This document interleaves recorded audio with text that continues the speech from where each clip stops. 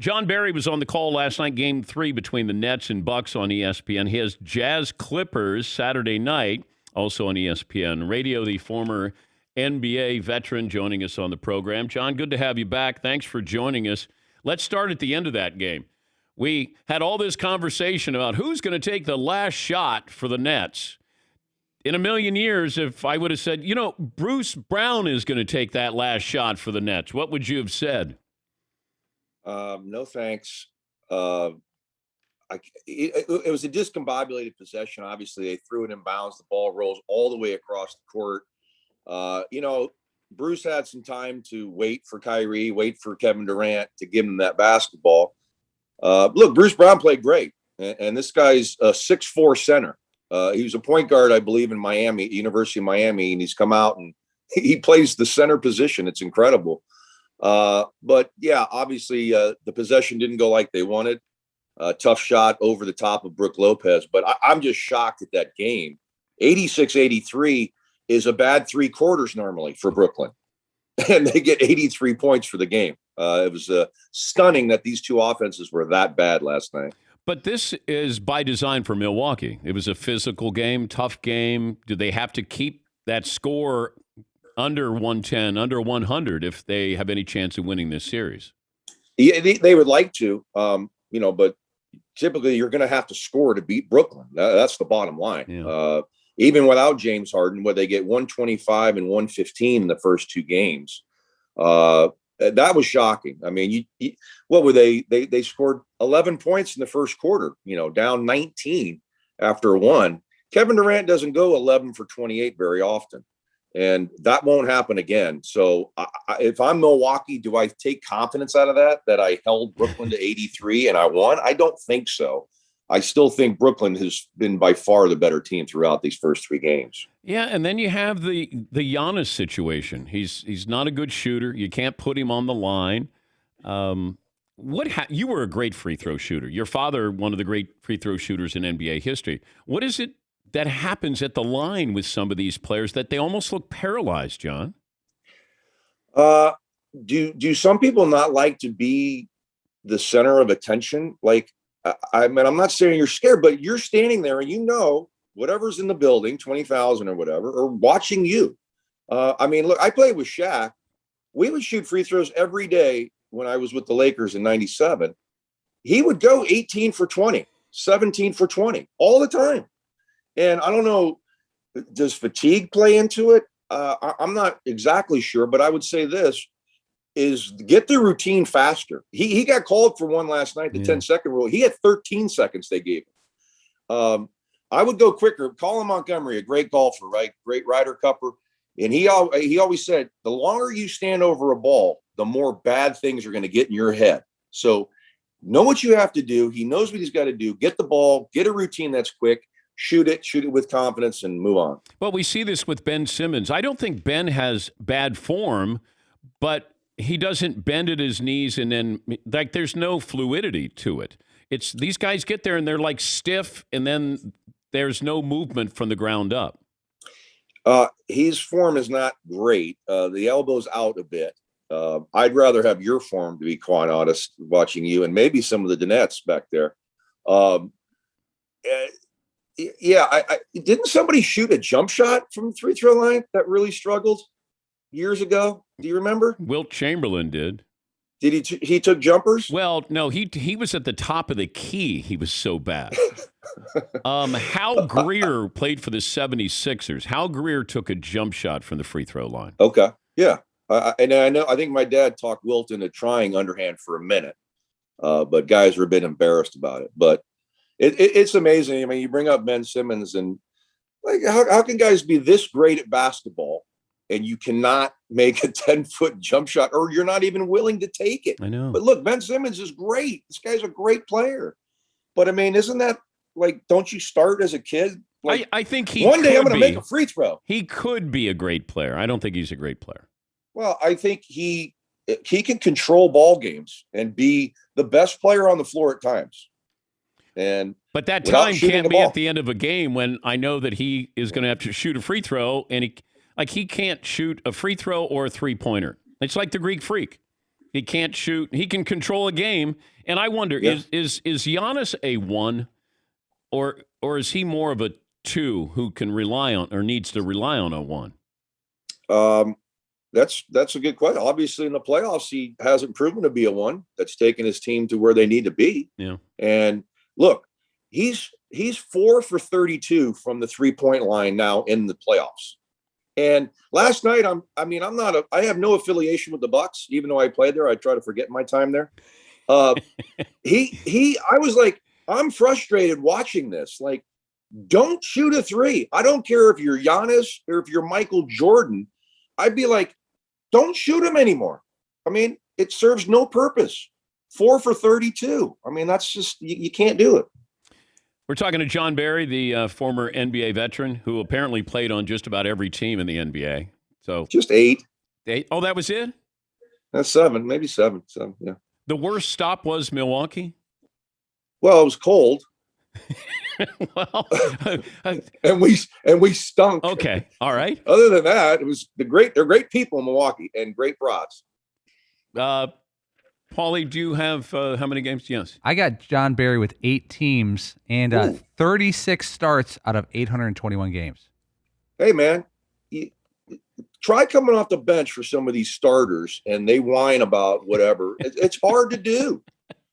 It's a skill. He was on the call last night, Game 3 between the Nets and Bucks. He's got the Jazz and the Clippers, Game 3. I'm trying to figure out the Clippers here, John. I got 2 really good wing defenders who can't guard anybody on the wing. So help me out here, John. Yeah, well, and throw in Pat Beverly. He's supposed to be a superior wing defender. Yeah. And you had Luka torch him for 36 a night in a 7-game series, and now Donovan Mitchell gets 82 points in 2 games. Yeah, and there were 2 winnable games. I mean, the Clippers, give them credit. You know, they come back from 21 down in the third quarter last night and have an opportunity. Kawhi hasn't really gone off like he did a couple times in the Dallas series. Ty Lue, he switches it up on a game-to-game basis, doesn't he? I mean, no Rondo last night. Sometimes he plays Zubac, sometimes he plays small, sometimes he plays big. He's searching, and I'm not sure what to think. I'd feel a lot better if I was the Clippers and I were the Bucks, even though they're down 2-0 as they go home. Who do you think's more likely to play for a championship first? Devin Booker, Donovan Mitchell? Those 2 teams are both scary. Obviously I don't think Denver has an opportunity to get out with the loss of Jamal Murray, but I think if we see Phoenix, Utah in the next series, that is a complete toss-up in my opinion. And Monty Williams, you can't say enough. They won 19 games 2 years ago. Yeah. And they're terrific. They play with great confidence. Devin Booker is phenomenal. And Chris Paul, obviously, can you believe Chris Paul's never gotten out of the second round in his career? How's that possible? Well, that's why when people say you got to have Chris Paul and he's a great leader and he's a winner, but he hadn't won. Really? Yeah. He's never gotten out of the second round. I know. I mean, and he single-handedly had a couple of times where he was directly responsible for them not getting out. You remember he tried a 3-quarter court shot against Oklahoma City because he thought he was drawing a foul to get 3 free throws, and they didn't call it, and they lost the game. And then he was with the Clippers. They were up 20 on Houston in the second half to close out a series, lost in 7. I mean, some unbelievable, inexplicable losses for Chris Paul, but I don't doubt his greatness because he's great and he is a great leader. What's going to happen with the Lakers in the offseason, aside from LeBron changing his jersey number? Complete overhaul. Overhaul? I don't think Schroeder's back. I think they try to move Kuzma. Wesley Matthews gone. They'll try to probably re-sign Caruso. I don't think Drummond goes back. Gasol will be gone. I think it's a total overhaul. Wow. Yeah. Why not? Their 3-point shooting. I mean, look, they were hurt, and when we went into the playoff playing game. Excuse me. I mean, they literally could have lost that game to the Golden State Warriors at home. They had not played together. They had Drummond, who just got there. They didn't play with LeBron and AD. Schroeder was out for 2 weeks protocol. They were totally discombobulated, and you could see their offense was completely out of sorts, and they were banged up. So I'll give them that excuse. And but think about this too, Dan. They won a bubble championship last year. Look at all the players that they've given up to get Anthony Davis. Now, let's say they don't win another championship with LeBron, and they got a 2 or 3 year window of that. If they never win again, is that worth it to get one title? Probably. Yeah. Okay. Yeah. I mean, you got to get one. You got to get Yeah, one. It's like if the Nets get one, this was worth it. Right. Well, the Nets tried it a few years ago with Kevin Garnett and Paul Pierce, and that didn't pan out so well. But I mean, look at the talent that the Lakers have given up on, right? Julius Randle, Brandon Ingram, Josh Hart, LaMelo Ball, Lonzo Ball. Who else? I mean, Jordan Clarkson. There are a lot of guys that they mortgaged, to get this done, and they got their one title, so maybe they'll be happy. But what's the reputation with Anthony Davis? I think great player, just fragile, I guess. I mean, or you can say unlucky. Okay. And is he really truly a number one guy? I know he's not playing as the number one guy now, but when LeBron leaves, is he enough to be your number one guy and carry you to a championship? Didn't work in New Orleans. Obviously didn't have the talent, but can he be a number one? But is that more mindset, though, John, that you have to want to be the guy, that, that mentality of, like Iverson, every night, like I'm going to be the guy, all of these guys that you played against or with, you had to have that mentality of, when I go out there, I'm the man. I don't know if Anthony Davis feels that way, will feel that way when LeBron's not there. Does the Greek freak think he's the one when he goes out there? Should he think he's the one? I just wonder about that whole mindset of, I want it, man. I want the game on the line and the ball in my hands. Well, how many guys you think have been like that in the history of the league? No, really. Not a lot. Not as many as people think. Correct. Because you guys you knew that there are guys who had alligator arms. When their game on the line and you want to throw it to them, and then they may not want it. Give me those names. Yeah. Give me those names of those guys.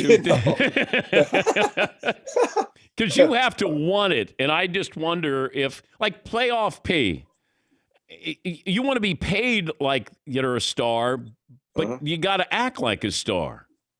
Yeah. And you have to perform like it. And it's, I mean, you start with Michael Jordan, right? I mean, that guy, there's no question that would be the guy, right? And Kobe. That he wants Kobe's there. Yeah. Yeah. Is LeBron that guy? Well, you played against all three. So you play against Jordan, sure. Kobe, and LeBron. Yeah. Game on the line. What was the biggest difference? Well, LeBron would be more apt to make the pass. Okay, right? Is it the correct play? Probably. But Michael Jordan, do you think he cared about the correct play? He did give it to Steve Kerr, right? When John Stockton came over and doubled, and Steve Kerr hit the shot. But Michael was reluctant to do that for many years. And until he didn't win until he started trusting his teammates, right? Yeah. But Michael Jordan and Kobe Bryant is close to Michael Jordan as anybody I think we've ever seen.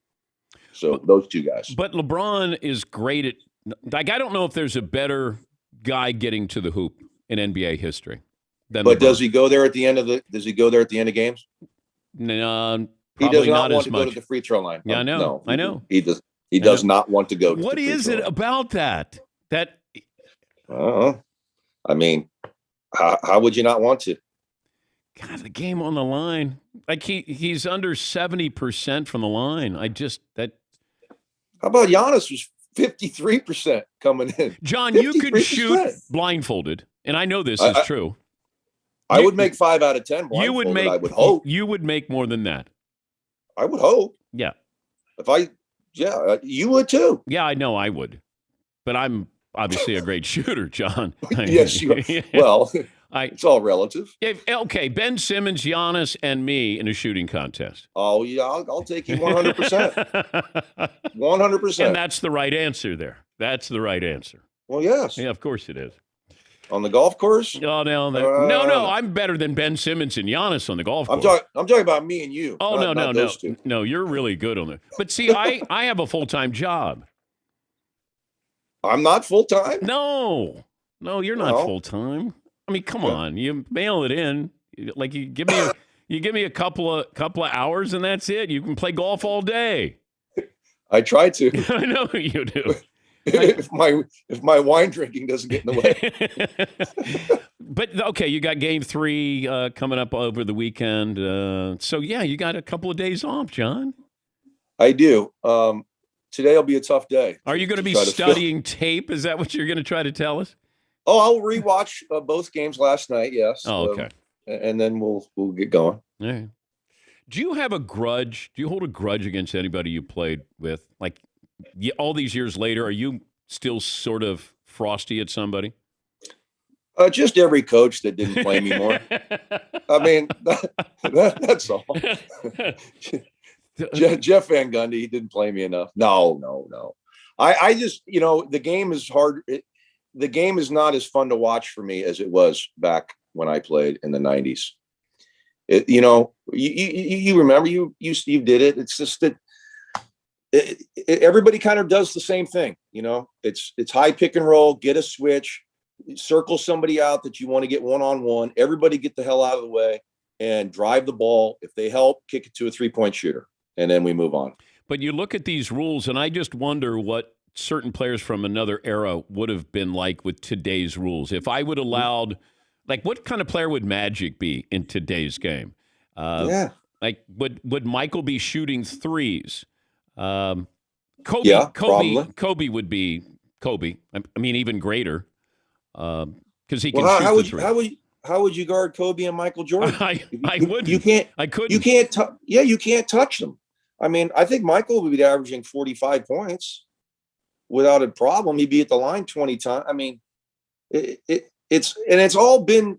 That's what they wanted, right? They geared this to get offense. Yeah. They don't want. It's like the NFL, right? With the cornerbacks, you can't touch a guy. They want offense, and they're not giving defenses a chance. So it's just, and the 3-point line has really changed the game. It really has. They finally figured it out statistic wise that shooting the 3 50 times a game is better than, laying the ball in. 3-on-2. Remember 3-on-1 breaks? Hey guys, run to the wing and then run right to the rim and get a layup. They run right to the corner 3 every time. Yeah, I know. We sound like the old guy, get off my lawn. There was too much physicality back in the 90s.